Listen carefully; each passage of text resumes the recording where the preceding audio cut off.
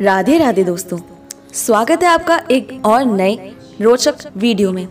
दोस्तों, आज की वीडियो में हम बात करेंगे कि क्यों पांडवों को नरकवास और दुर्योधन को मृत्यु के पश्चात स्वर्गवास मिला। महाभारत के युद्ध के पश्चात पांडवों ने 36 वर्षों तक शासन किया। वेद व्यास के आदेश अनुसार पांडवों ने राजकाज का त्याग करके परलोक जाने का निर्णय भी लिया। जब पांडव स्वर्ग की ओर जा रहे थे तभी द्रौपदी और 4 पांडवों की एक एक करके मृत्यु हो गई। युधिष्ठिर स्वर्ग पहुंचते हैं। स्वर्ग पहुंचकर उन्होंने देखा कि दुर्योधन एक भव्य सिंहासन पर बैठे हैं और ये देखकर युधिष्ठिर ने देवताओं से पूछा कि मेरे भाई तथा द्रौपदी जिस लोक में गए हैं मैं भी वहीं जाना चाहूंगा। तब देवताओं ने कहा कि जैसी आपकी इच्छा, और देवताओं ने युधिष्ठिर को एक देवदूत के साथ भेज दिया। देवदूत युधिष्ठिर को ऐसे मार्ग पर ले गए जो बहुत खतरनाक था, बहुत अंधेरा भरा था। उसके चारों ओर दुर्गंध ही दुर्गंध आ रही थी। वो नरक था।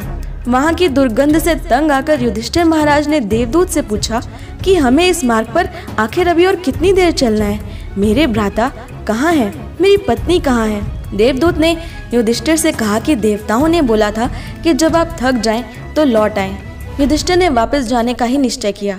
जब युधिष्ठिर वापस लौट रहे थे तो उन्होंने दुखी लोगों की आवाज़ सुनाई दी जो क्रंदन कर रहे थे। वो युधिष्ठिर से कुछ देर वहीं रुकने को कह रहे थे।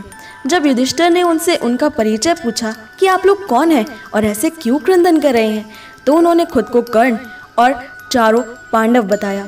तब युधिष्ठिर ने उस देवदूत को वापस लौट जाने के लिए कहा। उन्होंने कहा कि मेरे यहाँ पर रुकने से यदि मेरे भाइयों को सुख मिलता है तो मैं यहीं इस नरक में ही रहूँगा।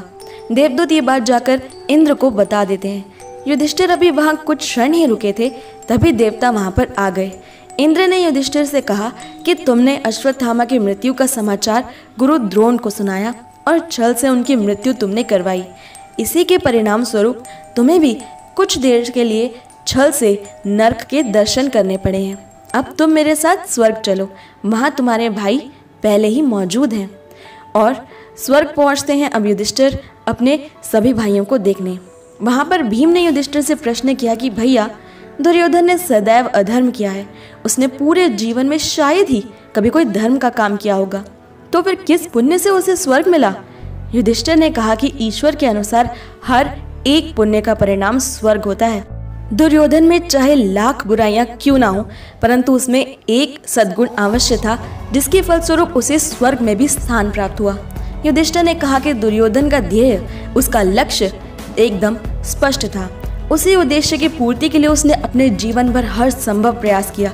यहाँ तक कि स्वयं ईश्वर को भी जब उसने अपने विपरीत खड़ा देखा तब भी उसने अपने लक्ष्य को त्यागा नहीं, उससे पीछे नहीं हटा।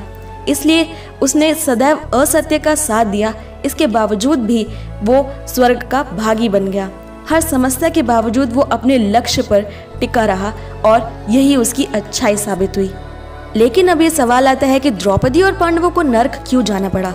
द्रौपदी पांडवों में अर्जुन को सबसे अधिक प्रेम करती थी, इसलिए उनके साथ ऐसा हुआ।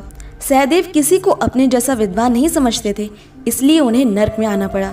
अर्जुन को अपने पराक्रम पर कई बार अभिमान हुआ था। अर्जुन ने कहा था कि मैं एक दिन शत्रुओं का नाश कर सकता हूँ, और वे ऐसा नहीं कर पाया। अपने अभिमान के कारण उसे नरक मिला। भीम खाते बहुत थे, उन्हें अपने बल पर अभिमान था, जिस कारण उन्हें नरक जाना पड़ा। नकुल पर अपने रूप का अभिमान हावी था, जिस कारण उन्हें नरकवास प्राप्त हुआ, पर वो सब कुछ समय के लिए था।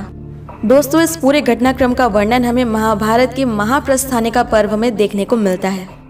दोस्तों, मुझे इंस्टाग्राम पर फॉलो करना बिल्कुल ना भूलें। मेरी इंस्टाग्राम आईडी है @krishna_my_soul_khushbu और वहाँ आपको जानने को मिलेंगे कान्हा से जुड़े बेहद अद्भुत छोटे छोटे तथ्य, कोट्स और वॉलपेपर्स। तो ज़रूर फॉलो करें। अपने इंस्टाग्राम आईडी का लिंक मैंने डिस्क्रिप्शन में दे दिया है। आपको ये कहानी कैसी लगी हमें कमेंट करके ज़रूर बताएं, और अगर आपको ये वीडियो पसंद आई तो उसे लाइक, शेयर और हमारे चैनल को ज़रूर सब्सक्राइब कर लें। नोटिफिकेशन बेल भी ऑन कर लें ताकि हमारी सारी नई वीडियोस की नोटिफिकेशन सबसे पहले पहुंचे आप तक। मैं मिलती हूँ आपसे अगली वीडियो में। तब तक के लिए stay happy and Radhe Radhe.